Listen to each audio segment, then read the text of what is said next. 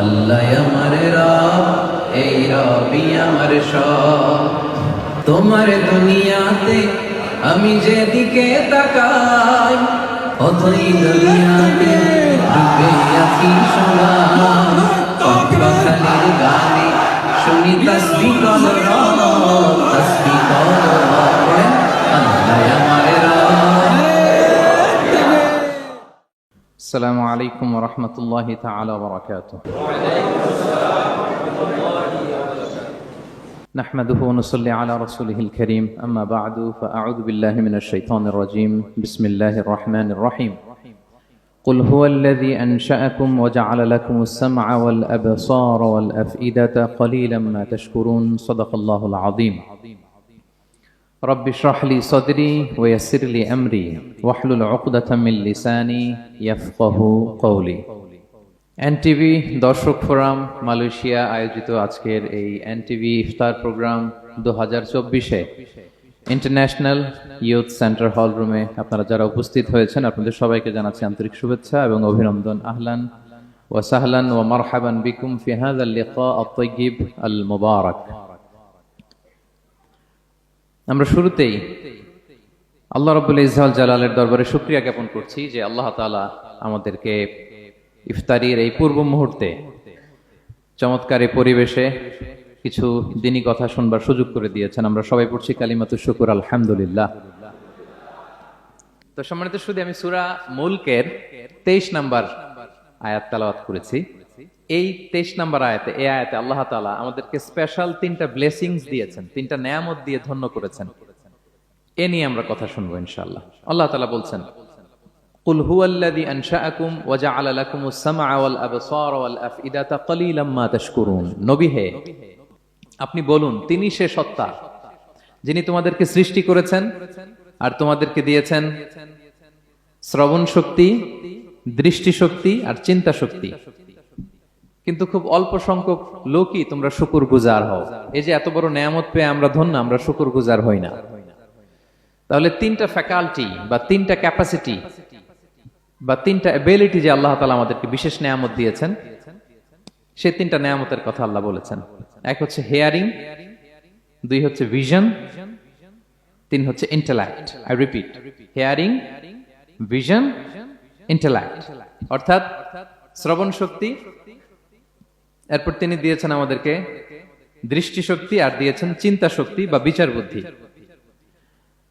তো এই 3টা নেয়ামতের মধ্যে থেকে সর্বশেষ যে নেয়ামতটা অর্থাৎ চিন্তা শক্তি বা বিচার বুদ্ধি, যে আল্লাহ তাআলা আমাদের মধ্যে বিবেক দিয়েছেন, বিচার বুদ্ধি দিয়েছেন, এই পয়েন্টটা নিয়ে আমি আজকে কিছু কথা আপনাদের সামনে উপস্থাপন করব ইনশাআল্লাহ বিইذনিল্লাহ।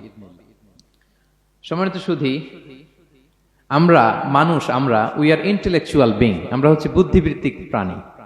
অর্থাৎ আল্লাহ তাআলা আমাদেরকে ফ্রি উইল দিয়েছেন, আমাদেরকে ক্রিটিক্যালি থিঙ্কিং করার সুযোগ দিয়েছেন, বিচার বুদ্ধি বিবেক কমন সেন্সকে কাজে লাগানোর সুযোগ আল্লাহ তাআলা আমাদেরকে দিয়েছেন। এবং এজন্যই আল্লাহ তাআলা আমাদেরকে আশরাফুল মাখলুকাত বানিয়েছেন। আমাদের ফ্রি থিঙ্কিং করার সুযোগ আছে, আমাদের ইন্টেলেক্ট আছে, আমাদের ইন্টেলিজেন্স আছে, আমরা আমাদের সিদ্ধান্তগুলো নিজের মন মতো করে নিতে পারি। এজন্য আমরা হচ্ছে আশরাফুল মাখলুকাত। এজন্য আল্লাহ তাআলা ফেরেশতাদেরকে অর্ডার করেছেন যাতে তারা আমাদেরকে সেজদা দেয়। সুবহানাল্লাহ। এই সেজদাটা আবার ইবাদতের সেজদা ছিল না, এটা ছিল অনারারি সাজদা, সম্মানসূচক সাজদা। ইবাদতের সেজদায় লুটিয়ে পড়া যায় একজনের সামনে। আওয়াজ করে বলুন তো তিনি কে? তো ফেরেশতারা যে সেজদাটা আমাদেরকে দিয়েছিল এটা ছিল অনারারি সাজদা, সম্মানসূচক সাজদা। তো এই বিচার বুদ্ধি বিবেক বুদ্ধি এগুলোই আমাদেরকে পশু থেকে আলাদা করেছে। পশুর কিন্তু এই ইন্টেলেক্ট নাই, বিচার বুদ্ধির ক্ষমতাটা তাদের নাই। এজন্য পশু থেকে আমরা আলাদা। এবং চিন্তা আর বিবেককে খাটানোর জন্য আল্লাহ তাআলা মহামূল্যবান একটা অঙ্গ আল্লাহ তাআলা আমাদেরকে দিয়েছেন, সেটা হচ্ছে ব্রেইন, আমাদের মস্তিষ্ক। এটাকে কাজে লাগিয়ে, কমন সেন্স কাজে লাগিয়ে আমরা পৃথিবীতে সভ্যতার পর সভ্যতা নির্মাণ করেছি। পৃথিবীতে মানুষ ছাড়া অন্য কোনো প্রাণী কি এটা করতে পেরেছে? এটা মানুষ করেছে, কারণ আল্লাহ তাআলা মানুষকে এই চিন্তা শক্তি দিয়েছেন, বিচার বুদ্ধি দিয়েছেন এবং সফিস্টিকেটেড একটা ব্রেন দিয়েছেন। এটা কাজে লাগিয়ে আমরা অনেক বড় কাজ করে ফেলতে পারি। এবং আপনি শুনলে অবাক হবেন, আমাদের এই যে ছোট্ট ব্রেনটা খুব বেশি না কিন্তু ওজন, একটা প্রাপ্তবয়স্ক মানুষের হিউম্যান ব্রেইনের ওজন কত ধারণা আছে কারো? হ্যাঁ, কত? 3 pound, on an average 3 pound, মানে 1.5 কেজি। এই 1.5 কেজি ওজনের ব্রেন দিয়ে আমরা পৃথিবীতে এই সভ্যতাগুলো বিনির্মাণ করেছি। এবং আপনি শুনলে অবাক হবেন, আমাদের এই ব্রেইনের মেমোরি ক্যাপাসিটি, মেমোরি স্টোরেজ অনেক বেশি। বিজ্ঞানীরা গবেষণা করে ওনারা জানিয়েছেন যে আমাদের হিউম্যান ব্রেইনের মেমোরি হচ্ছে 2.5 পেটাবাইটস। আপনারা মেগাবাইটের নাম শুনেছেন, গিগাবাইটের নাম শুনেছেন, পেটাবাইট হয়তো অনেকে শুনেন না। পেটাবাইট আরো অনেক বেশি, অনেক বড়। তো 1 পেটাবাইটে হয় 1 মিলিয়ন গিগাবাইট। আই রিপিট, 1 পেটাবাইটে হয় 10 লক্ষ গিগাবাইট। তার মানে আমার আর আপনার যে হিউম্যান ব্রেইন, এই ব্রেইনের ক্যাপাসিটি হচ্ছে 25 লক্ষ গিগাবাইট।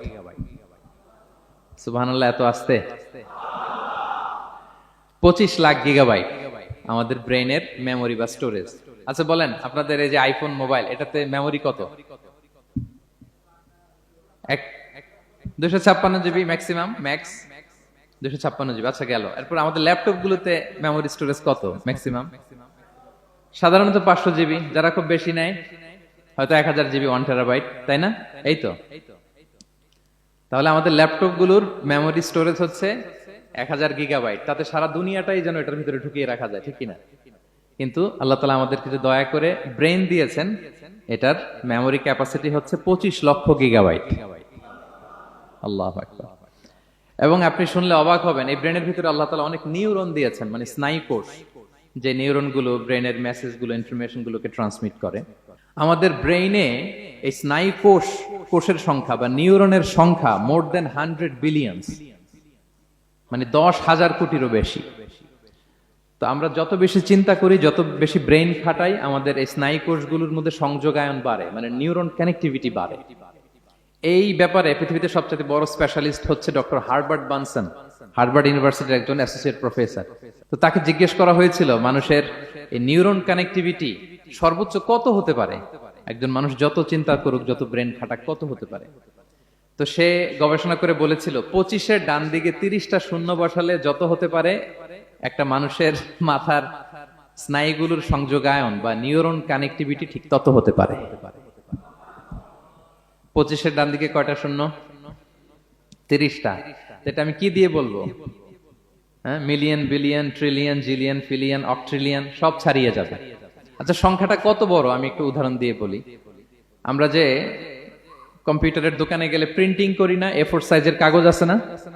একটা হিউম্যান ব্রেইনে যত পরিমাণ নিউরন কানেক্টিভিটি হতে পারে, তত পরিমাণ সাদা কাগজ যদি আপনাকে দেয়া হয়, A4 সাইজের সাদা কাগজ দিয়ে যদি বলা হয় যেটা টেবিলের উপর রাখেন, ইন্টারন্যাশনাল ইয়ুথ সেন্টারের এই টেবিলের উপর এই কাগজগুলো রাখেন, আপনি কাগজগুলো রাখতে শুরু করবেন। কাগজের স্তূপ উঁচু হতে হতে হতে হতে এই টাওয়ার ছাড়িয়ে, আকাশ ছাড়িয়ে, বাতাস ছাড়িয়ে, মহাকাশ স্টেশন ছাড়িয়ে, নাসার বিজ্ঞানীদের নাগালে আসা প্রথম আকাশের যত দূর বিজ্ঞান যেতে পেরেছে, এই যে জেমস ওয়েব টেলিস্কোপ 34 কোটি বছর আগের ছবি, স্থির চিত্র আমাদেরকে পাঠিয়েছে, যত দূর মানুষের নাগালে এসেছে, কাগজের স্তূপ এরকম উঁচু হতেই থাকবে, তারপরেও অনেক কাগজ আপনার হাতে থেকে যাবে। তার মানে কি পরিমাণে নিউরন কানেক্টিভিটি আমাদের ব্রেনে সম্ভব। তো এখন দ্য কোশ্চেন রাইজেস, প্রশ্ন হচ্ছে আমরা আমাদের ব্রেনকে ওইভাবে খাটাই কিনা, ব্রেনটাকে কাজে লাগাই কিনা। আমাদের যে অভাবনীয় চিন্তা শক্তি, আনলিমিটেড চিন্তা শক্তি দিয়ে যে আল্লাহ তাআলা আমাদেরকে সৃষ্টি করেছেন, এটার কতটুকু আমরা ব্যবহার করি, আমাদের এই সফিস্টিকেটেড যে ব্রেইন আল্লাহ দিয়েছেন, এটা ব্যবহার করি কিনা, দিস ইজ দ্য কোশ্চেন।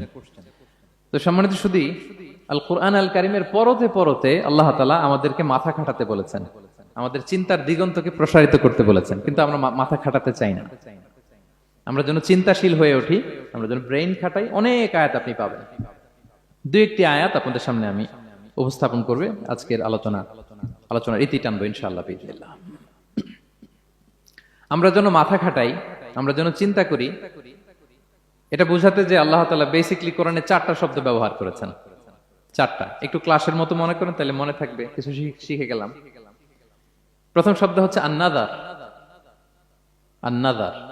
2 নম্বর হচ্ছে আল-আক, 3 নম্বর হচ্ছে আত-তাফাক্কুর, 4 নম্বর হচ্ছে আত-তাদাব্বুর। আই রিপিট, আবার বলি, আন-নাযার, আল-আক, আত-তাফাক্কুর, আত-তাদাব্বুর। আন-নাযার, আল-আক, আত-তাফাক্কুর, আত-তাদাব্বুর। বলতে পারবেন 4টা? 1 নম্বরে কি?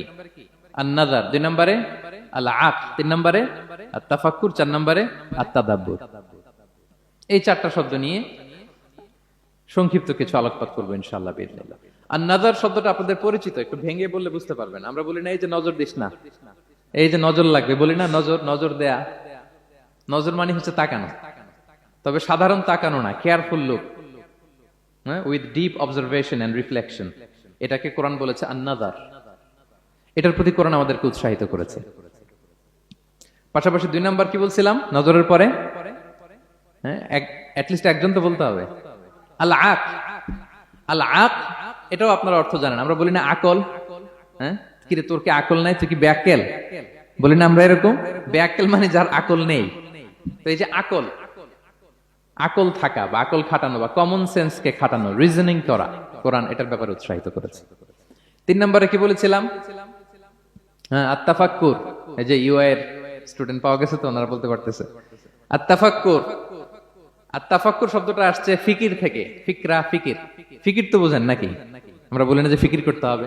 তো আত-তাফাক্কুর মানে ক্রিটিক্যাল থিংকিং, বিশ্লেষণধর্মী চিন্তা করা। আর সর্বশেষ হচ্ছে আত-তাদাব্বুর। আর তাদাব্বুরটা কোরআনের সাথে জড়িত, কোরআনের পেছনের গল্পগুলো খুঁজে বের করা। আর তাদাব্বুর শব্দটা এসেছে আরবি শব্দ দুবুর থেকে। দুবুর, দুবুর মানে কি? পেছন। তো কোরআনের কোন একটা আয়াতের পেছনের গল্পটা কি, পেছনের রহস্যটা কি, এর নেপথ্যে কি, এর গুরু রহস্য কি, এটাকে বের করা। এই 4টা ব্যাপারে কোরআন অনেক এমফাসাইজ করেছে। তো এই 4টা নিয়ে আমরা কথা বলি। প্রথমে কি বলেছিলাম? প্রথম শব্দটা আন-নাযার। সবাই বলেন তো প্রথম শব্দটা কি? আন-নাযার। নজর মানে কি? দৃষ্টি দেয়া, স্বাভাবিক দৃষ্টি না, গভীর দৃষ্টি, সুগভীর দৃষ্টি। ইংরেজিতে বলে অবজারভেশন বা রিফ্লেকশন। তা আমরা যেন শুধু ফেল ফেল করে তাকিয়ে না থাকি। আল্লাহ বলেছে তাকালে তাকানোর মতো তাকাবা, গভীর দৃষ্টি দিবা। আল্লাহ বলেন আফালা ইয়ানজুরুনা ইলাল ইবিলি কাইফা খুলিকাত ওয়া ইলাস সামাই কাইফা রুফিআত ওয়া ইলাল জিবালি কাইফা নুসিবাত ওয়া ইলাল আরদি কাইফা সুতিহাত। আল্লাহ বলেন ওরা কি নজর দেয় না? আফালা ইয়ানজুরুনা, নজর থেকে ইয়ানজুরুনা ইলাল ইবিলি, ওরা কি উটের দিকে তাকায় না? Don't they see to the camels how masterfully they were created. তারা কি উটের দিকে তাকায় না, কিভাবে উটকে সৃষ্টি করেছি? তারা কি আকাশের দিকে তাকায় না, খুঁটিবিহীন বিশাল আকাশকে কেমন করে বানালাম? তারা কি পাহাড়ের দিকে তাকায় না, কিভাবে পাহাড়কে ফার্মলি সেট করা হলো পৃথিবীর সাথে? তারা কি জমিনের দিকে তাকায় না, কিভাবে জমিনটাকে বিস্তীর্ণ করে দেয়া হয়েছে? তো এই 4টা কথা আল্লাহ বললেন। রাসূল সাল্লাল্লাহু আলাইহি ওয়াসাল্লাম যখন মক্কার কুরাইশদেরকে তাওহীদ, রিসালাত, আখিরাতের দাওয়াত দিচ্ছিল, তারা এই দাওয়াতকে প্রত্যাখ্যান করলো, তারা মানছে না। তো তখন আল্লাহ তাআলা এই আয়াত নাজিল করে বললেন আফালা ইয়ানজুরুনা ইলাল ইবিলি কাইফা খুলিকাত। মক্কার কুরাইশরা কি উটের দিকে তাকায় না?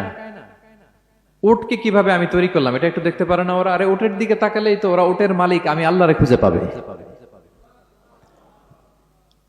কারণ কুরাইশরা ছিল কোরআনের প্রাইমারি অডিয়েন্স, যদিও কোরআন সবার জন্য এসেছে। তো আল্লাহ বললেন আফালা ইয়ানজুরুনা ইলাল ইবিলি কাইফা খুলিকাত। ওরা কি উটের দিকে তাকায় না? উট দেখার জন্য তো ওদের চিড়িয়াখানায় যাওয়া লাগবে না, অথবা মক্কার কুরাইশদের চায়নাতেও যাওয়া লাগবে না, কারণ উট তো ওদের গৃহপালিত প্রাণী, ঠিক কিনা? ঘরে ঘরে আরব দেশে উট আছে না নাই? আছে। তো উটের দিকে তাকায় না। সম্মানিত শুধু উটের কথা আল্লাহ কেন বললেন? কুরাইশদেরকে উটের কথা বললেন এজন্য, উট হচ্ছে এমন আজীব একটা প্রাণী যেটা প্রাণী বিজ্ঞানীদেরকে হয়রান করে দিয়েছে। আল্লাহু আকবার। আপনি অবাক হবেন উটের যে ফিচার আল্লাহ তাআলা দিয়েছেন। মক্কার লোকেরা উটের গোশত খাইতো, উটের দুধ খাইতো, উটের চামড়া দিয়ে দ্য ফাইনেস্ট লেদার, দামি লেদার তারা বানাতো।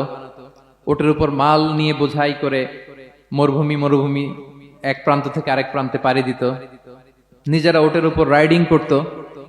এবং উট হচ্ছে এমন প্রাণী যেটা একসাথে 1 মাস না খেয়ে বেঁচে থাকতে পারে। 1 মাস পানিও খাওয়া লাগবে না, খাবারও খাওয়া লাগবে না। সুবহানাল্লাহ পড়বেন না? এট এ টাইমে একটা উট, প্রাপ্তবয়স্ক একটা উট একসাথে 200 লিটার পানি খেয়ে ফেলতে পারে। এবং উটের পেটের ভিতরে একটা স্পেশাল ওয়াটার চেম্বার আছে, ওই চেম্বারে রেখে দেয়, খেয়ে ওইটারে পাঠায় দেয় না ওদের কিডনিতে। 200 লিটার পানি একবারে খেয়ে স্পেশাল চেম্বারে রেখে দেয়, যখন লাগবে ওইখান থেকে নিয়ে নিয়ে বেঁচে থাকে। 1 মাস না খেয়ে বেঁচে থাকে কি করে? উটের পিঠে দেখবেন একটা কুজ আছে, একটা উঁচু উটকে যদি কল্পনা করেন উপরে একটা কুজ আছে না, এই পুরো কুজটা হচ্ছে চর্বির আধার। তো ওটার যখন খাবার থাকে না মরুভূমিতে, মাসের পর মাস যখন চলে, ওই চর্বি থেকে এনার্জি নিয়ে সে মরুভূমিতে চলে, সে না খেয়েও বাঁচতে পারে। আমাদের চোখের মধ্যে যেমনি একটা পাপড়ি, এরকম এক পাপড়ি দিয়ে উটকে আল্লাহ বানায় নাই, ডবল লেয়ারের পাপড়ি দিয়েছে। কারণ মরুভূমির মধ্যে চলতে পথে লু হাওয়া থাকবে, মরুভূমির সাইমুম, বালুর ঝড়, এই ঝড় মোকাবেলার জন্য, লু হাওয়া মোকাবেলার জন্য ডবল লেয়ারের চোখের পর্দা। একটা পর্দা ফেলে রাখে আর একটা খুলে সে হাঁটতে থাকে, তার কিছুই হয় না। সুবহানাল্লাহ। আমাদের 98 ডিগ্রি ফারেনহাইটের স্বাভাবিক তাপমাত্রা, তাই না? 99 ডিগ্রি হলে আমাদের জ্বর, 100 ডিগ্রি হলে জ্বর, 101, 2 সর্বোচ্চ আমরা সহ্য করতে পারি। এর বেশি যদি হয়, 103 ডিগ্রি হলে বেহুশ হয়ে যায় মানুষ। 4 ডিগ্রি হলে আমাদের দেহের ভেতরে যে কোষগুলো আছে এগুলো মরে যায়। কিন্তু একটা উট মরুভূমির তাপমাত্রায় প্রতিদিন 104 ডিগ্রি 5 ডিগ্রি তাপমাত্রা সহ্য করে খুব স্বাভাবিক উট চলতে পারে, তার কিছুই হয় না। এবং মরুভূমির মধ্যে যে ক্যাকটাস আছে, গুলমলতা, বড় বড় কাঁটা জাতীয় গাছ, যেই কাঁটা পৃথিবীর কোনো প্রাণী খেতে পারবে না, কিন্তু একটা উট অনায়াসে খেয়ে ফেলতে পারে। উটের জিহ্বাকে এবং পাকস্থলীকে আল্লাহ এমন স্পেশালি মেড করেছেন, যত কাঁটা দিবেন খেয়ে সাবার ওর কিছুই হয় না। সুবহানাল্লাহি বিহামদিহি। আল্লাহ বলে, আফালা ইয়ানজুরুনা ইলাল ইবিলি কাইফা খুলিকাত, ওরা কি উটের দিকে তাকায় না? আরে উটকে নিয়ে গবেষণা করলেই তো উটের মালিককে খুঁজে পায় তারা। এরপর বললেন, ওয়া ইলাস সামাই কাইফা রুফিআত, ওরা কি আকাশের দিকে তাকায় না? কিভাবে খুঁটি ছাড়া আকাশকে আমি বানিয়েছি। আপনারা যখন বিমানে চড়েন তখন কি শুধু ভিডিও করতে থাকেন নাকি? মেঘের ভিডিও, আকাশের ভিডিও, তখন তাকাবেন আকাশের দিকে। সুবহানাল্লাহ, কিভাবে আল্লাহ আকাশকে তৈরি করেছেন।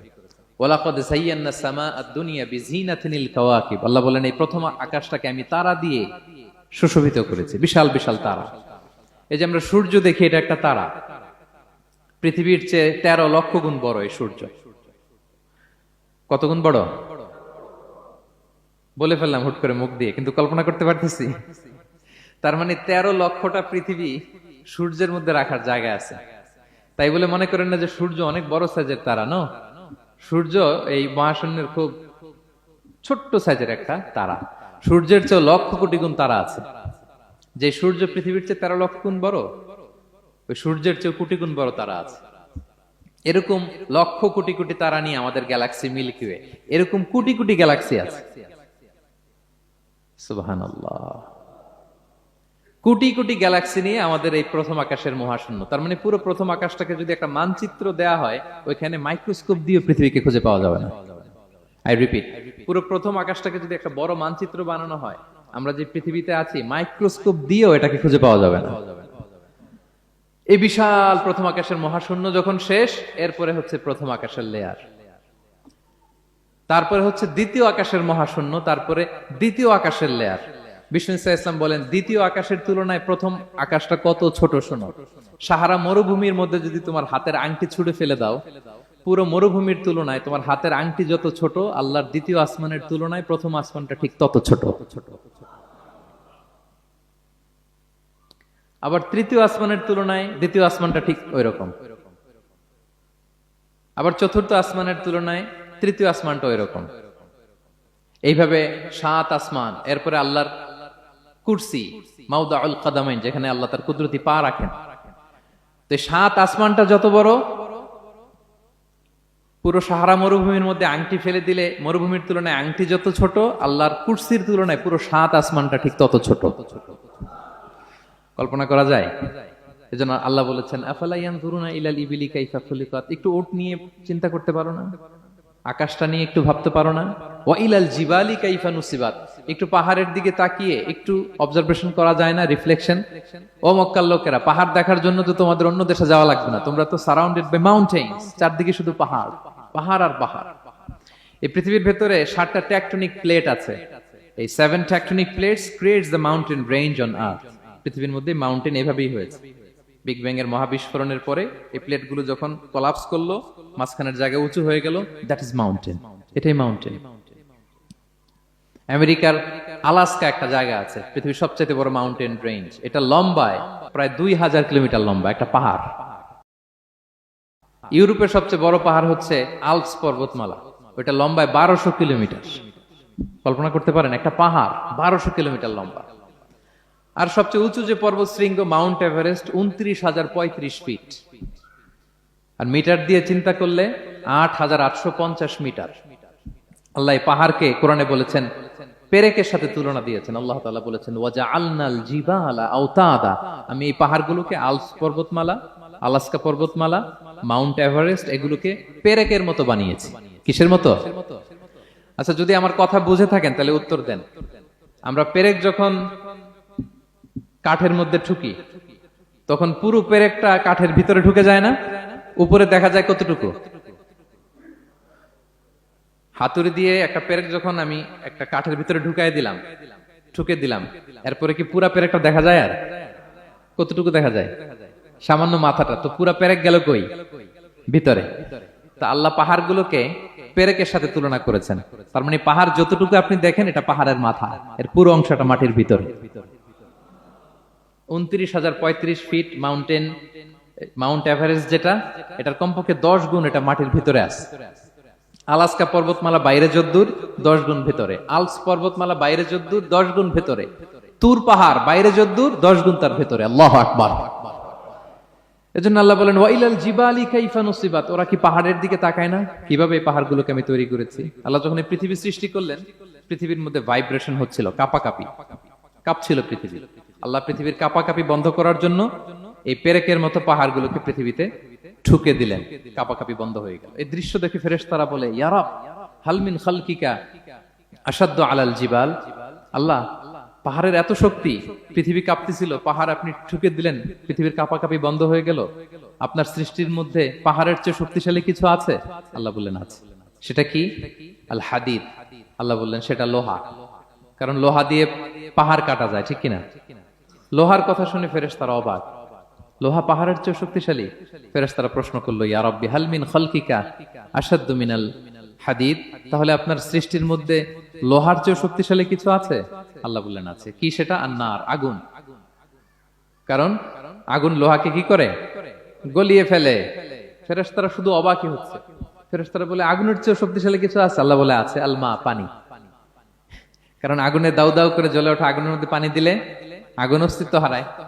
ফেরেশতারা শুধু অবাকই হচ্ছে। তারা বলে তাহলে পানির চেয়ে শক্তিশালী কিছু আছে? আল্লাহ বলেন আছে। আর রিহ, বাতাস।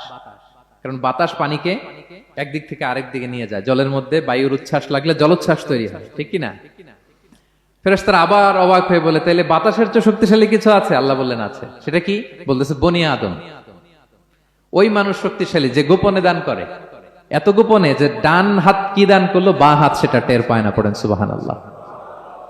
এই লম্বা হাদিস বলার বা বুঝানোর মূল উদ্দেশ্য হচ্ছে আল্লাহ পাহাড়কে সৃষ্টি করেছেন। ওয়া ইলাল জিবালি কাইফা নুসিবাত, পাহাড়কে আল্লাহ তাআলা জমিনের মধ্যে এভাবে সেট করেছেন। আল্লাহ বলে ওরা কি একটু পাহাড়ের দিকে তাকায় না, আকাশের দিকে তাকায় না? ওরা কি একটা উটের দিকে তাকায় না? ওয়া ইলাল আরদি কাইফা সুতিহাত, ওরা কি জমিনের দিকে তাকায় না, জমিনকে কিভাবে আমি বিস্তৃত করেছি। আমরা তো কত চমৎকার মাটি দেখি, তাই না? বীজ রোপণ করে দিলে কি উর্বর জমি, হ্যাঁ, ঘাস লতাপাতা ফলমূল হয়। আসলে পুরো পৃথিবীটাই কি এরকম নরম? না, অনেক স্তর আছে। এই ভূপৃষ্ঠের নিচে আপনি পাবেন পাললিক শিলার স্তর, রূপান্তরিত শিলার স্তর, আগ্নেয়গিরির শিলার স্তর। তার মানে পৃথিবীর ভেতরে দাউ দাউ করে আগুন জ্বলছে, এবং আগ্নেয়গিরির জ্বালামুখ ভেঙে যখন এই অগ্নুৎপাতের লাভা বের হয় তখন বোঝা যায় পৃথিবীর ভেতরে কেমন আগুন পাওয়া যায়, ঠিক কিনা? তাহলে প্রথম শব্দটা আমি কি বলেছিলাম? আন-নাযার। মনে আছে তো না? প্রথম শব্দটা কি? আল্লাহ বলে তারা কি নজর করে দেখে না কিভাবে আকাশ বানালাম, উট সৃষ্টি করলাম, কিভাবে জমিন বানালাম, কিভাবে পাহাড় বানালাম। তাহলে এই যে নজর বা অবজারভেশন, রিফ্লেকশন, এটার প্রতি আল্লাহ তাআলা আমাদেরকে উৎসাহিত করেছে। প্রথম পয়েন্ট ক্লিয়ার। মোট পয়েন্ট আলোচনা করব 4টা। বলেন তো কয়টা? একটা ক্লিয়ার। 2 নাম্বার কি ছিল দেখি কার মনে আছে কিনা? আল আকল, রাইট, কমন সেন্স, রিজনিং। আমরা যেন আমাদের কমন সেন্স খাটাই, কোরআনের পরতে পরতে আল্লাহ তাআলা আমাদেরকে উৎসাহিত করেছেন। এবং ইন্টারেস্টিংলি জাহান্নামীরা যখন জাহান্নামে যাবে তারা কি বলবে জানেন? সূরা মুলকে এসেছে, তারা বলবে ওয়াকালু লাউ কুননা নাসমাউ আও নাআকিলু মা কুননা ফি আসহাবিস সাঈর। তারা বলবে হায় রে, নবীদের কথা যদি মানতাম আর যদি একটু কমন সেন্স খাটাইতাম তাহলে তো জাহান্নামে আসা লাগতো না। ওই দিনের এই আফসোসে কোনো কাজ হবে? প্রিয় ভাইরা, ওই দিন যত আফসোস করেন কোনো কাজ হবে? তাহলে জাহান্নামীরাও আফসোস করবে হায় রে, একটু যদি আকল খাটাইতাম তাইলে আজকে আর জাহান্নামের আগুনে পোড়া লাগে না। নবীদের কথা যদি শুনতাম আর যদি আকল খাটাতাম, কি খাটাতাম? তাইলে আজকের এই কঠিন অবস্থা আমাদের পড়া লাগতো না। কোরআনের বিভিন্ন আয়াত আল্লাহ তাআলা আমাদেরকে বলেছেন আফালা তাআকিলুন, তোমরা কি আকল খাটাবা না? এই যে দামি কমন সেন্স দিলাম, একটু বুদ্ধি কি খাটাবা না, আকল খাটাবা না তোমরা? এবং কোরআনের একটি আয়াতে আল্লাহ তাআলা বিভিন্ন কসমিক সিম্বলস, ন্যাচারাল ফেনোমেনা এগুলো উল্লেখ করে সবশেষে তিনি বলেছেন লা আয়াতিন লিকৌমি ইয়াকিলুন, নিশ্চয়ই এগুলোর মধ্যে নিদর্শন রয়েছে, সাইন রয়েছে, কাদের জন্য? লিকৌমি ইয়াকিলুন, যারা আকলবান, যারা কমন সেন্স খাটায়। এই আয়াতে আল্লাহ কি কি বলেছেন দীর্ঘ আলোচনা, আমি খুব সংক্ষেপে বলছি। আল্লাহ তাআলা বলছেন ইন্না ফি খালকিস সামাওয়াতি ওয়াল আরদি ওয়া ইখতিলাফিল লাইলি ওয়ান নাহারি ওয়াল ফুলকিল্লাতি তাজরি ফিল বাহরি বিমা ইয়ানফাউন নাস ওয়ামা আনজালাল্লাহু মিনাস সামাই মিন মাইন ফাহিয়া বিহিল আরদা বা'দা মাউতিহা ওয়া বাসসা ফিহা মিন কুল্লি দাব্বা ওয়া তাসরিফির রিয়াহি ওয়াস সাহাবিল মুসাখখারি বাইনাস সামাই ওয়াল আরদি লাআয়াতিন লিকওমি ইয়াকিলুন। সবগুলো বলে আল্লাহ বললেন এগুলোর মধ্যে নিদর্শন আছে তাদের জন্য যারা কমন সেন্স খাটায়। কি বললেন আল্লাহ?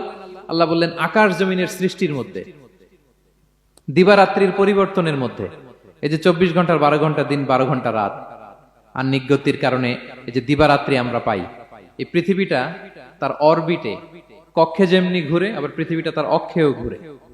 যে আপনারা যারা ক্রিকেট খেলছেন এরকম স্পিন বল করেন না? হ্যাঁ, কমন পড়ছে? স্পিন বল করলে বলটা কিভাবে যায় বলেন তো? ঘুরতে ঘুরতে যায়। তো পৃথিবী যখন সূর্যের চারদিকে কক্ষে ঘুরে, ওই ঘোরার মুহূর্তে সে নিজে স্পিনিং হইতে থাকে, ঘুরতে থাকে। ওই স্পিন হইতে তার এক পিঠ থেকে আরেক পিঠে ঘুরতে তার 24 ঘন্টা সময় লেগে যায়। ওইটার কারণে দিবারাত্রি হয়। 12 ঘন্টায় আমরা দিন পাই, 12 ঘন্টায় আমরা রাত পাই। আল্লাহ বলেন এই দিবারাত্রির পরিবর্তনের মধ্যে নিদর্শন আছে। তারপরে সাগরে যে ভেসে বেড়ায় বড় বড় নৌযান, জলযান, আপনারা দেখেছেন কিনা জানি না, এই যে icon of the ocean, Titanic জাহাজের চেয়ে 10 গুণ বড় জাহাজ, আমি দেখে এসেছি পশ্চিমা দেশগুলোতে। এত বিশাল বড় জাহাজ, এটা সামনে দাঁড়ালে এটা দৈত্যের মতো মনে হয়। মালয়েশিয়াতে তো অনেক কন্ডোমোনিয়ামস, 10-15টা কন্ডোমোনিয়ামস একসাথে জোড়া লাগালে এটা যত বড়, ওই ক্রুজগুলো, জাহাজগুলো এত বড়। এক একটা জাহাজের ভেতরে 3000-4000 হোটেল রুম আছে, 8-10টা রেস্টুরেন্ট আছে, ফুটবল স্টেডিয়াম আছে, থিম পার্ক আছে, বিশাল একটা এন্টায়ার সিটি। এই বিশাল ক্রুজগুলো, Icon of the Sea, Virgin Voyages, Royal Caribbean, এগুলো সাগরের উপর দিয়ে ভেসে বেড়ায়। আল্লাহ বলে ওয়াল ফুলকিল্লাতি তাজরি ফিল বাহরি বিমা ইয়ানফাউন নাস, সাগরের উপরে বিশাল বড় বড় ক্রুজগুলো ভেসে বেড়ায়, এর মধ্যে নিদর্শন আছে। এরপর আল্লাহ বললেন আমি পানি থেকে সব প্রাণী তৈরি করেছি, ওয়াজআলনা মিনাল মাই কুল্লা শাইইন হাই, সব প্রাণ এসেছে পানি থেকে। বিজ্ঞান এটাকে কনফার্ম করেছে। তারা বলেছে পৃথিবীর সর্বপ্রথম এককোষী প্রাণীর নাম হচ্ছে অ্যামিবা। অ্যামিবা এসছে, জুপ্লাঙ্কটন, ফাইটোপ্লাঙ্কটন, ব্যাকটেরিয়া প্লাঙ্কটন, এভাবে স্পিসিস গুলো ডেভেলপ করেছে। আল্লাহ বলে এর মধ্যে নিদর্শন আছে। এরপর আল্লাহ তাআলা বলেছেন মৌসুমী বায়ু, এই যে বায়ুর প্রবাহ, এতে নিদর্শন আছে। আর আকাশ জমিনের মাঝখানে যে মেঘমালাগুলো ভেসে বেড়ায়, এই সবগুলোর ভেতরে নিদর্শন আছে। কাদের জন্য? আল্লাহ বলেন লা আয়াতিন লিকওমি ইয়াকিলুন, তাদের জন্য যারা আকল খাটায়, যারা কমন সেন্স খাটায়। সুবহানাল্লাহ পড়বেন না? এজন্য বিমানে যদি আপনারা উইন্ডো সিট পান, কি করবেন আজকে থেকে বলেন?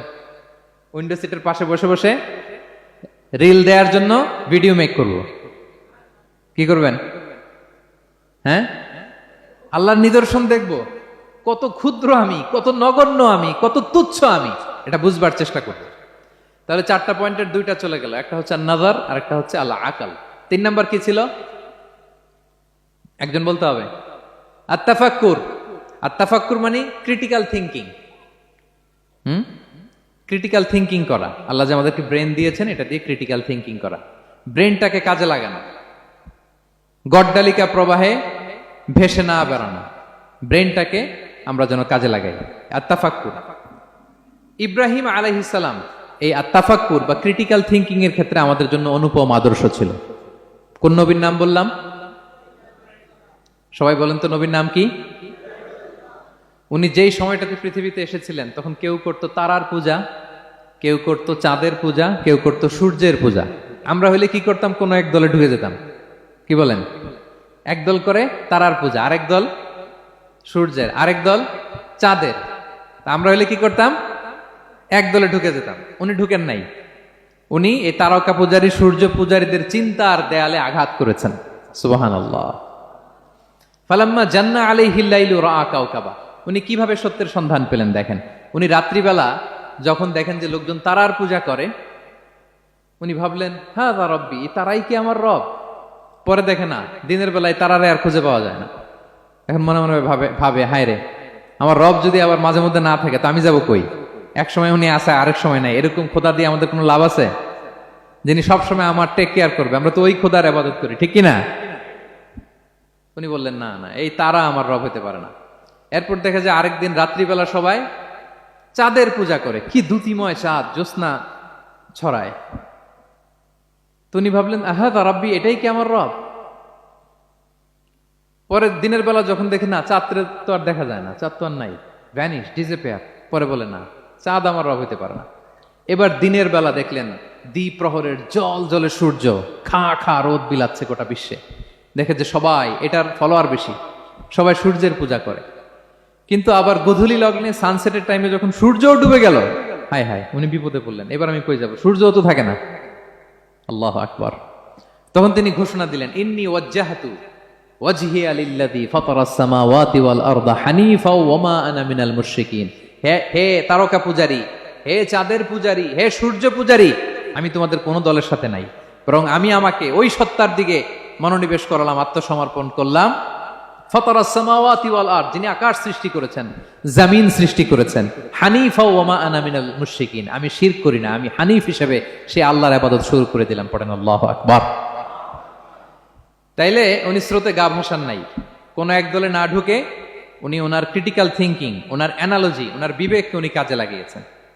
তো সম্মানিত সুধী, এজন্য চিন্তা করা, এটাকে আরবিতে বলে আত-তাহান্নুস মিন বাকায়া আল ইব্রাহিমিয়া। এটা ইব্রাহিমী চিন্তার অবশিষ্টাংশ। সেদিন ইব্রাহিম আলাইহিস সালাম এভাবে চিন্তা করতেন, গবেষণা করতেন। সূরাতুন নাহলে আল্লাহ তাআলা মৌমাছি কিভাবে মধু সংগ্রহ করে এই ইনফরমেশনটা যখন আমাদের সামনে পেশ করলেন, এই আয়াতের শেষেও তিনি একই কথা বললেন, ইন্না ফি যালিকা লাআয়াতান লিকাওমি ইয়াতাফাক্কারুন। নিশ্চয় এর মধ্যে যারা চিন্তাশীল তাদের জন্য নিদর্শন আছে। মৌমাছি যে মধু সংগ্রহ করে, আপনারা মৌচাক দেখছেন? কে কে দেখি মৌচাক দেখছেন? মাশাআল্লাহ, আচ্ছা ঠিক আছে। রাসূল সাল্লাল্লাহু আলাইহি ওয়াসাল্লাম মধু বড্ড পছন্দ করতেন। পিওর হানি, দুর্গন্ধওয়ালা হানি তিনি খেতেন না, পিওর হানি খাবেন, খুবই এনার্জেটিক। এবং কোরআনে মাত্র দুইটা জিনিসকে শেফা বলা হয়েছে, এক হচ্ছে কোরআনকে বলা হয়েছে শেফা, আর এই মধুকে বলা হয়েছে শেফা। সুবহানাল্লাহ। আল্লাহ তাআলা বললেন, ওয়া আওহা রাব্বুকা ইলান নাহলি আনিত্তাখিযি মিনাল জিবালি বুয়ুতা ওয়া মিনাশ শাজারি ওয়া মিম্মা ইয়ারিশুন। আল্লাহ তাআলা মৌমাছিকে শিখাই দিলেন কিভাবে মৌচাক বাঁধতে হবে। এবং আল্লাহ বললেন, ইত্তাখিযি মিনাল জিবালি বুয়ুতা, তোমরা পাহাড়ে মৌচাক বাঁধো, ওয়া মিনাশ শাজার, গাছের মগ ডালে বাঁধো, অথবা উঁচু মাচার উপরে বাঁধো, যাতে গ্রামের ছোট্ট ছেলেরা ঢিল মারতে না পারে। মৌচাক যারা দেখছেন, এটা কি নিচু নিচু জায়গায় মৌমাছির মৌচাক হয় না, উঁচু একেবারে মগ ডালে। এটা মৌমাছিরা শিখাই দিছে কে? হ্যাঁ, কে শিখিয়েছে? আল্লাহ সুবহানাহু ওয়া তাআলা মৌমাছিকে শিখিয়ে দিয়েছে। যারা আরবি বোঝেন তারা বুঝতে পারবেন, ইত্তাখিদি এটা ফেমিনিন জেন্ডার। তার মানে আল্লাহ যা অর্ডার করেছেন এটা পুরুষ মৌমাছিকে অর্ডার করেন নাই, নারী মৌমাছিকে। তো গবেষণায় দেখা গিয়েছে পুরো মৌচাকের বাসাটাকে এখানে যে লিডারশিপ বহন করে এটা কোনো পুরুষ মৌমাছি না, এটা নারী মৌমাছি। সুবহানাল্লাহ। এবং তিন ধরনের মৌমাছি থাকে, একটা হচ্ছে কুইন বি, রানী মৌমাছি, আরেকটা হচ্ছে মেল বি, এরা বংশ বিস্তার করে, আরেকটা হচ্ছে ওয়ার্কার বি, এরা এই মধু আনা নেওয়া করে। তা আল্লাহ এদেরকে বললেন, কুলি মিন কুল্লি সামারাত, এই মৌমাছি তোমরা আশেপাশের সব সুন্দর সুন্দর ফুল থেকে, ফল থেকে, ফ্লাওয়ার নেকটার্স, পুষ্প রস সংগ্রহ করে নিয়ে আসো। মধু এত স্বাস্থ্যকর, হেলদি ডায়েট কেন? কারণ আশেপাশের গাছের মধ্যে এখানে আপনার ভেষজ গাছ আছে, ওষুধি গাছ আছে, বনাজি গাছ আছে, ঠিক কিনা? তো মৌমাছিগুলো সেখান থেকে ফ্লাওয়ার নেকটার্স, পুষ্প রস সংগ্রহ করে আবার চলে আসে। এবং আল্লাহ বললেন, ফাসলুকি সুবুলা রব্বিকি যুলুলা, পথ ভুলে যেও না, যেই পথে গেছো ওই পথে ফিরে আসো। একটা মৌমাছি মৌচাক থেকে প্রায় 10 কিলোমিটার দূরেও অনেক সময় চলে যায়, আবার 10 কিলোমিটার পথ চিনে আবার মৌচাকে এটার ফিরায় আনে কে? এই পুরো মেকানিজমটা নিয়ে গবেষণা করে অস্ট্রিয়ান একজন সায়েন্টিস্ট, তার নাম হচ্ছে কার্ল ব্রনফেশ, সে একটা বই লিখেছে, দ্য ডান্সিং বিজ, এবং এই বই লিখে সে নোবেল লরেট হয়েছে, নোবেল প্রাইজ পেয়েছে। আমরা তো মধু পাইয়া হাতের তালুর মধ্যে নিয়ে জিহ্বা দিয়ে চাটি, আমাদের তো আর ব্রেন খাটানোর ওই সময় নাই। ওই কার্ল ভন ফ্রেশ, সে এই মৌমাছি নিয়ে গবেষণা করে নোবেল প্রাইজ পেয়েছে। আর আমরা মাথা খাটাইতে পারলাম না। তো সে গবেষণা করে পেয়েছে, মানে কোরআনের আয়াত যা যা বলেছে সে তাই পেয়েছে। মৌমাছি ওখান থেকে ফুলের পুষ্পরস, ফ্লাওয়ার নেকটার্স এনেই কিন্তু মৌচাকে রাখে না, ওইটারে সে খেয়ে ফেলে। এবং সে গবেষণা করে পেয়েছে এক একটা মৌমাছির দুইটা স্টোমাক, দুইটা পাকস্থলী। একটা পাকস্থলীতে সে নিজের খাবার দাবার খায়, আর একটা পাকস্থলীতে এই পুষ্পরস, ফ্লাওয়ার নেকটার্স গুলা সে রাখে। সেখানে আল্লাহ তাআলা একটা স্পেশাল এনজাইম দিয়ে ওইটাকে প্রিজার্ভ করে, প্রত্যেকটা মৌমাছির নিচে একটা টিউব আছে, সে ওই টিউব দিয়ে নল দিয়ে মৌচাকে যে ওই মধুগুলো রেখে আসে। পড়েন সুবহানাল্লাহ। এবং এই মধুর ভেতরে আল্লাহ তাআলা ন্যাচারাল অ্যান্টিসেপটিক রেখেছেন, এটার নাম প্রপোলিস। দ্বিতীয় বিশ্বযুদ্ধে রাশিয়ান সোলজাররা তারা আহত হলে তারা অ্যান্টিসেপটিক কিনে লাগাতো না, তারা মধু লাগায় দিত, আর আহত সোলজার তারা মুহূর্তে সুস্থ হয়ে যেত। যাদের বাতের ব্যথা আছে, বাতের ব্যথা আছে না অনেক মুরব্বীদের, ওই বাতের ব্যথার মধ্যে যদি মৌমাছির হুল ফুটাই দিতে পারেন, একদিনের মধ্যে বাতের ব্যথা ভালো হয়ে যাবে। সাময়িক হয়তো ব্যথা পাবে, মৌমাছি যখন কামড় দেয় ব্যথা লাগে না, নাকি আরাম লাগে? কামড় খাইছেন মৌমাছির কখনো? হ্যাঁ। তো বাতের ব্যথার মধ্যে আপনি মৌমাছির হুল ফুটাই দিলে আর ব্যথা নাই। সুবহানাল্লাহ বিহামদি। মুখতালিফুন আলওয়ানু, বিভিন্ন ধরনের ক্রিম হানি, হোয়াইট হানি, ইয়েলো হানি, ব্ল্যাক হানি, নানা ধরনের হানি আল্লাহ তাআলা এইভাবে প্রিজার্ভ করেছেন মৌমাছির মধ্য দিয়ে। আল্লাহ বলেন এই যে এতগুলো মৌমাছি পুষ্প রস এনে মৌচাকের মধ্যে রসগুলো রাখে, মধু তৈরি হয়। আল্লাহ বলেন ইন্না ফি যালিকা লাআয়াতান লিকওমি ইয়াতাফাক্কারুন, নিশ্চয় এর মধ্যে আল্লাহ তাআলা চিন্তাশীলদের জন্য নিদর্শন রেখেছেন। যারা চিন্তা করে, তারা হাতের তালুতে শুধু জিহ্বা দিয়ে চেটে চেটে খায় না, তারা ভাবে কোত্থেকে আসলো এই মধু, কিভাবে মৌমাছিগুলো যায়, কিভাবে ফিরে আসে। তাহলে বলেন তো আমাদের চিন্তাশীলতার দরকার আছে না নাই? সূরা আলে ইমরানের 190 নম্বর আয়াতে আল্লাহ তাআলা বলেছেন, যারা আকাশ বাতাস পৃথিবী সৃষ্টি নিয়ে চিন্তা করে এবং সর্ব অবস্থায় আল্লাহ তাআলার জিকির করে, ওয়াতাফাক্কারুনা ফি খালকিস সামাওয়াতি ওয়াল আরদ, এবং তারা তাফাক্কুর করে, ক্রিটিক্যাল থিংকিং করে, এবং তারা বলে মা খালাকতা হাযা বাতিলা, হে আল্লাহ তুমি অনর্থক কিছু সৃষ্টি করো নাই। মনে রাখবেন এই পৃথিবীতে আল্লাহ তাআলা অনর্থক কোনো কিছু সৃষ্টি করে নাই, করেছে? যেটাই সৃষ্টি করেছে এটা এর মধ্যে মানব কল্যাণ আছে না নাই? আল্লাহ তাআলা আমাদের জন্য কল্যাণ রেখেছেন। এবং এই আয়াত যখন নাজিল হল, বিষ্ণু ঈসা ইসলাম বললেন ওয়াইলুন লিমান কারাআহা ওয়া লাম ইয়াতাফাক্কার ফিহা, ধ্বংস তাদের জন্য যারা এই আয়াত তেলাওয়াত করে কিন্তু এই আয়াত নিয়ে চিন্তা করে না, গবেষণা করে না। এবং কোরআনের বিভিন্ন আয়াতে আল্লাহ তাআলা বিশ্বনবীকে বলেছেন, নবী হে আপনি আপনার উম্মতদেরকে নবীদের ঘটনা শোনান। কোরআনের 3 ভাগের 1 ভাগ হচ্ছে ঘটনা। পুরো কোরআনের 3 ভাগের 1 ভাগ কি? ঘটনা, স্টোরি টেলিং। কারণ গল্প মানুষের মনে দাগ কাটে। আল্লাহ তাআলা বলেছেন ফাকুসুসিল কসাসা লাআল্লাহুম ইয়াতাফাক্কারুন, নবী হে আপনি তাদেরকে কিচ্ছা শোনান, ঘটনা শোনান, নবীদের কাহিনী শোনান। লাআল্লাহুম ইয়াতাফাক্কারুন, যাতে করে তারা ক্রিটিক্যাল থিংকিং করে। তারা লূত আলাইহিস সালামের কওমের ঘটনা যখন শুনে যে আল্লাহ তাআলা আপসাইড ডাউন করে দিয়েছিলেন, তারা যখন কওমে আদের ঘটনা শুনে, কওমে সামুদের ঘটনা শুনে, তারা যেন চিন্তাশীল হয়। এবং বিশ্বনবীর সাহাবী আবু দারদা রাদিয়াল্লাহু তাআলা আনহু উনি বলতেন তাফাক্কুরু সাআতিন খায়রুন মিন কিয়ামি লাইলা, 1 ঘন্টা কেউ যদি আল্লাহর সৃষ্টি নিয়ে চিন্তা করে সেটা সারা রাত তাহাজ্জুদের সালাত অফার করার চেয়ে উত্তম। আমরা অনেকে মনে করি শুধু তাসবিহ পড়াই ইবাদত, জিকির করাই ইবাদত, শুধু কোরআন তেলাওয়াতই মনে হয় ইবাদত, শুধু কিয়ামুল লাইল করা ইবাদত। কিন্তু বিশ্বনবীর সাহাবী যিনি ইসলাম আমাদের চেয়ে ঢের বেশি বুঝেছেন, তিনি বলেন আল্লাহর এই সৃষ্টি শৈলী, এই সৃষ্টি নৈপুণ্য নিয়ে 1 ঘন্টা চিন্তা করা, ক্রিটিক্যাল থিংকিং করা, সারা রাত নফল তাহাজ্জুদের চেয়েও সেরা। এবার বলেন আমাদের চিন্তা করার দরকার আছে না নাই? ব্রেনটা খাটাবেন তো? এই যে যারা কনভার্টেড মুসলিম হয় এরা কিন্তু অনেক চিন্তা ফিকির করে, নিজের সাথে নিজে বোঝাপড়া করে, ক্রিটিক্যাল থিংকিং করে, তাদের অ্যানালজি কাজে লাগিয়ে, আল্লাহর দেয়া ব্রেনকে কাজে লাগিয়ে এরপরে শাহাদা পাঠ করে, এমনি এমনি না। এই যে কিছুদিন আগে আমেরিকান এক পপ স্টার কালেমা পড়ছে না? আপনি জানেন একটা ধর্ম চেঞ্জ করা, একটা ফেইথ চেঞ্জ করা, এটা কত বড় সিদ্ধান্ত? হ্যাঁ, বাপদাদার ধর্ম বয়স 30-40, এতদিন যে ধর্ম মানলাম এটাকে চেঞ্জ করে নতুন ধর্মে কনভার্ট হয়, এটা কত বড় সিদ্ধান্ত? Could you imagine that? It's not a joke. নিজের সাথে নিজের অনেক বোঝাপড়া করতে হয়, তারাই ক্রিটিক্যাল থিঙ্কিং করে। এবং বিষ্ণু ঈসা ইসলাম উনি নবী হওয়ার আগেও এই চিন্তার আবাদত করতেন। তিনি হেরা গুহায় চলে যেতেন, কাবা থেকে 6 কিলোমিটার উত্তরে, 634 মিটার উঁচু, যা বলে নূরের উপরে একটা কেইভ আছে, গুহা, এটার নাম হচ্ছে গারে হেরা। ওখানে বসে বসে তিনি এই চিন্তা করতেন। তার মানে নবী হওয়ার আগে বিশ্বনবীর আবাদত ছিল চিন্তার আবাদত। নবী হিসেবে অ্যাসাইন্ড হওয়ার আগে বিশ্বনবীর আবাদত কি ছিল বলেন তো? নামাজ পড়া, কোরআন তেলাওয়াত করা। কোরআন তো নাজিলই হয় নাই, কোরআন তেলাওয়াত করবে কেমনে? তখন 6 মাস বসে বসে উনি ওখানে কি করেছেন বলেন? ধ্যানমগ্ন করেছেন, ধ্যানমগ্ন ছিলেন, তিনি চিন্তা করতেন। ওইটাই ছিল ওনার আধ্যাত্মিক শিক্ষায়তন। ওই নির্জন গুহার মধ্যে উনি যখন চিন্তায় মগ্ন ছিলেন, আল্লাহর সৃষ্টি শৈলী নিয়ে চিন্তা করতেন, ঠিক ওই মুহূর্তে, অন্তিম মুহূর্তে, ওই মাহেন্দ্রক্ষণে নাজিল হয়েছে ইকরা বিসমি রাব্বিকাল্লাযী খালাক, read in the name of your Lord who has created. পড়ো তোমার প্রভুর নামে যিনি তোমাকে সৃষ্টি করেছেন, শিক্ষা দিয়েছেন। তাহলে সম্মানিত সুধী, ইসলামের সূচনা হয়েছিল, এটা বলা যায় ফাইনালি যে ইসলামের সূচনা হয়েছিল এই চিন্তার ইবাদতের মধ্য দিয়ে।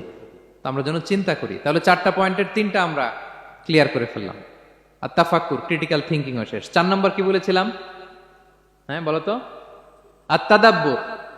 আর তাদাব্বুর মানে পন্ডারিং অন দ্য কোরআন, কোরআনকে গবেষণা করে পড়া, কোরআনের আয়াতের অন্তর্নিহিত মর্মার্থ, গূঢ় রহস্য উদ্ঘাটনের চেষ্টা করা। আল্লাহ বলেন আফালা ইয়াতাদাব্বারুনাল কোরআন আম আলা কুলুবিন আকফালুহা, ওরা কি কোরআন নিয়ে একটু চিন্তা গবেষণা করবে না, নাকি ওদের অন্তরে জং ধরা তালা পড়ে গিয়েছে?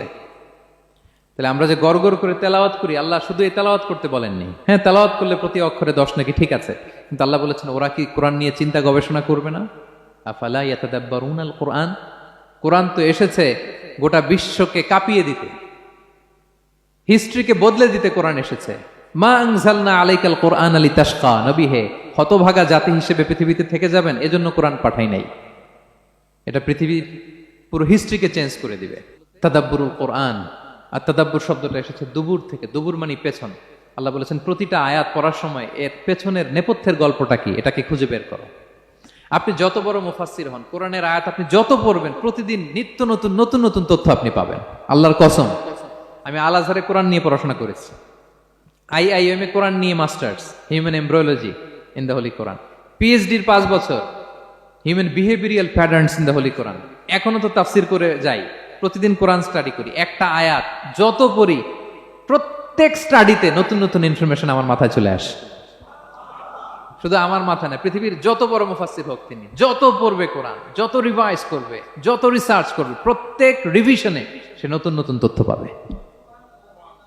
এজন্য আল্লাহ বলেন আফালা ইয়াতাদাব্বারুনাল কোরআন, ওরা কি কোরআন নিয়ে একটু চিন্তা গবেষণা করবে না, নাকি ওদের অন্তরে তালা, জং ধরা তালা লেগেছে? তো সম্মানিত সুধী, আসুন এই কোরআন নাজিলের মাসে আমাদের জং ধরা তালাটাকে আনলক করার জন্য আমরা কোরআনকে with vast concentration, with deep analysis and critical thinking নিয়ে যেন পড়ি। প্রতিটা আয়াত পড়ার সময় এর পেছনের গল্পটা কি, কোন প্রেক্ষাপটে নাজিল হলো, বর্তমান সময়ের সাথে কিভাবে এটাকে অ্যাটাচ করা যায়, এটার অন্তর্নিহিত গূঢ় রহস্যটা কি, এই গূঢ় রহস্য উদ্ঘাটনের কথা, কোরআন নিয়ে গবেষণার কথা এবং চিন্তার কথা বারবার কোরআন আমাদেরকে বলেছে। আমাদের এই চিন্তাকে জাগানোর জন্য এই কোরআন বারবার আমাদের কাছে আহ্বান করেছে। এখন আমাদের কি একটু সময় হবে না কোরআনকে চিন্তার সাথে গবেষণার সাথে পড়ার? হ্যাঁ, চিন্তাশীলতার সাথে গবেষণা করে কোরআন স্টাডি করার দরকার আছে না নাই? বলেন বলেন। হ্যাঁ, পড়বেন তো আপনারা? যারাই চিন্তা করবে, চিন্তাশীল হবে, কমন সেন্সকে খাটাবে, তারাই পৃথিবীর হিস্ট্রি পাল্টে দিবে। এই যে বিমান দিয়ে যে আমরা চড়ি, 2 ভাই আবিষ্কার করছে, Wilbur Wright, Orville Wright, Wright ভ্রাতৃদ্বয়। বলেন তো এই অরভিল রাইটের চোখ ছিল কয়টা? 3টা না? হ্যাঁ, উইলবার রাইটসের হাত ছিল কয়টা? আমার হাত কয়টা? আপনার হাত কয়টা? তো ওরা পারলে আমরা পারবো না কেন? কারণ এই চিন্তার ইবাদত থেকে আমরা দূরে সরে গিয়েছে। আমাদের মধ্যে রিজনিং নাই, আমাদের মধ্যে লজিক্যাল আন্ডারস্ট্যান্ডিং নাই, আমাদের মধ্যে ক্রিটিক্যাল থিঙ্কিং নাই, আমাদের মধ্যে পন্ডারিং অন দ্য কোরআনিক ভার্সেস নাই। আল্লাহ তাআলা আমাদের যে বিবেক, চিন্তা শক্তি দিয়েছেন, এটাকে আমরা কাজে লাগাই না, এজন্য আমরা পিছিয়ে পড়েছি। সম্মানিত শুধু কোরআন বারবার আমাদের এই চিন্তা শক্তিকে জাগানোর জন্য আহ্বান করেছে। কোরআনের আয়াতের পরতে পরতে কোরআন আমাদেরকে বলেছে আমরা যেন চিন্তাশীল হই।